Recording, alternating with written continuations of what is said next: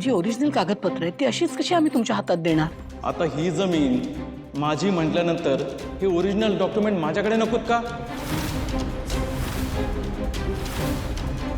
लक्ष्मी अहो पण आणतो.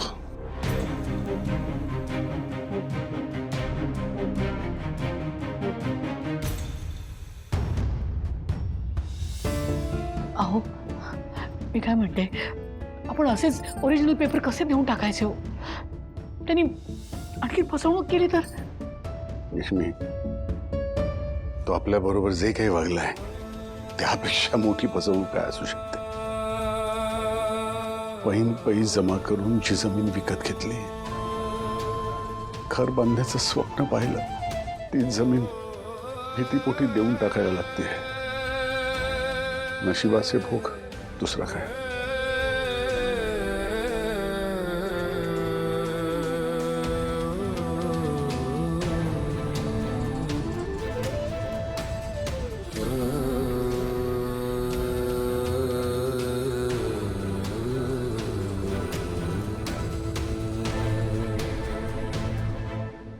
अगं पेपर्स दिसत नाही तिथे. अहो समोरच ठेवली होती तुम्ही. हो अगं ती फाईल इथेच ठेवली होती मी, पण आता दिसत नाहीये. तू तू तू घेतली होतीस का बघायला वगैरे? नाही, मी नाही हात लावला. जमिनीची कागदपत्र गायब झाली.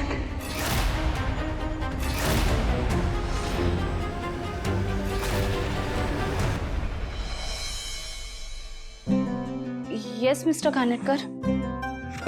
मी जान्हवी, मला तुमच्यासोबत एका नव्या प्रोजेक्टबद्दल डिस्कस करायचं होतं, पण ते असं ऑफिसमध्ये बसूनच करावं लागेल असं काही कंपल्शन नाही आहे.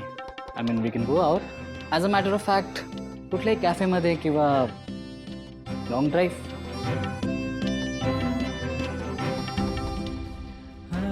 शानू, कसं सांगू तुला? हे सगळं हा माणूस मुद्दामून करतोय.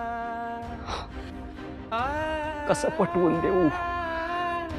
हा माणूस खोटारडा आहे. जयंत इतका वेळ काय बोलत असेल जानूशी? हे बघा, खरं सांगू तर मला अजिबात पटलेलं नाहीये.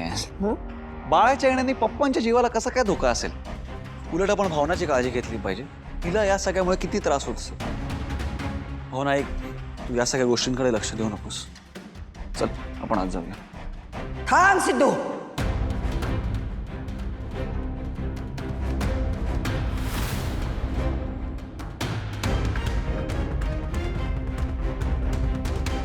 ए सिद्धिराज, मला हे सगळं पटत नाही. असं म्हणायची हिंमतच कशी झाली रे तुझ्यात? असं काय करते सज्जी तू? ते बाळ अजून जन्मालाही नाही आलं, त्याच्यामुळे कोणाच्या जीवाला कसा काय धोका असू शकतो?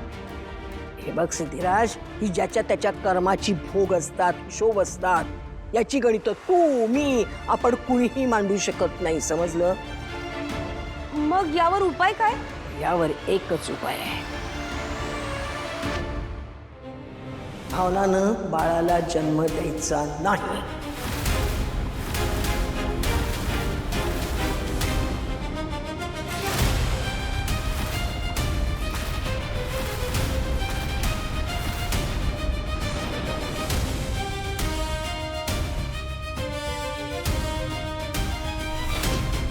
आजी, जन्म द्यायचा नाही म्हणजे काय म्हणायचं तुम्हाला? हे बघ भावना, संपत माझा मुलगा आहे आणि त्याचा जीव या सगळ्या घरासाठी अत्यंत महत्वाचा आहे. तुझं बाळ अजूनही जन्माला आलेलं नाहीये, त्यामुळे मला असं वाटतंय वेळीच हे मूल पाडून टाकावंस.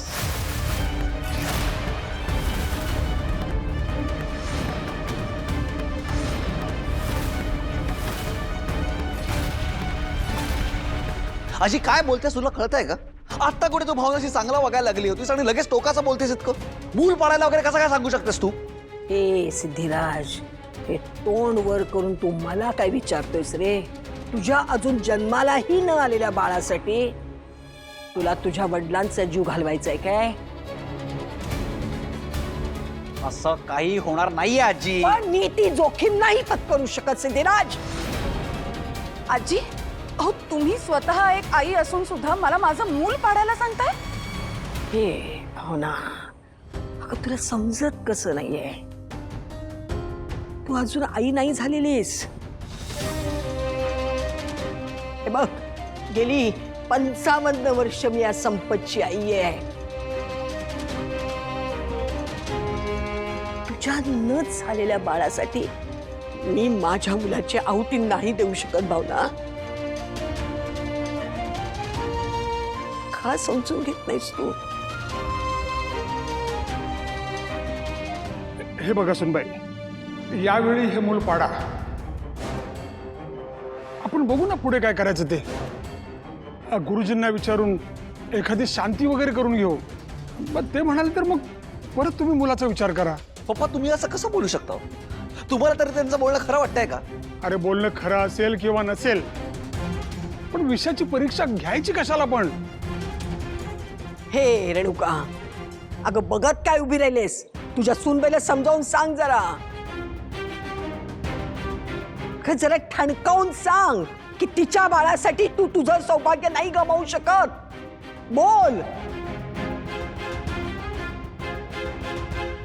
आजी, मला वाटतं आपण आता हा घाईघाईत निर्णय घेऊ नये. जरा डोकं शांत ठेवून विचार करायला हवा. अहो पण भावना प्रेग्नेंट आहे. तिचं मूल पाडायचं की नाही याचा लवकरात लवकर निर्णय घ्यायला हवा. मी भावनाला तुझं मूल पाड असं अजिबात सांगणार नाही.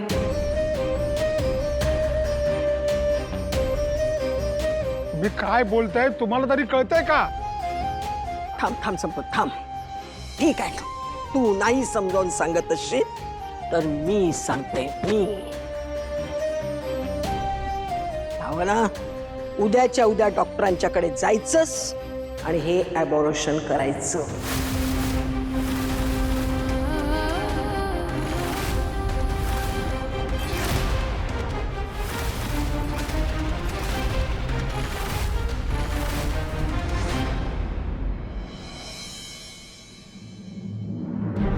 विश्वा, मुद्दाम करतोस ना हे सगळं? विश्वा, अरे काय करतोयस तू हे? What's wrong with you?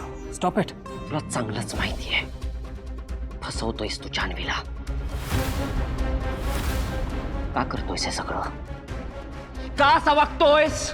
विश्वा, काय करतोयस तू हे? जान्हवी थांब. तू बोल ना. हे बघ, मी आणि मिस जान्हवी आता बाहेर चाललोय. माझ्याशी जे काय बोलायचं असेल तू नंतर बोलू शकतोस. अजिबात नाही. मला आत्ताच बोलायचंय आणि तुझ्याशी नाही, जान्हवीशी बोलायचंय. कारण काय आहे ना, तुझ्याशी बोलून काही फायदा नाहीये.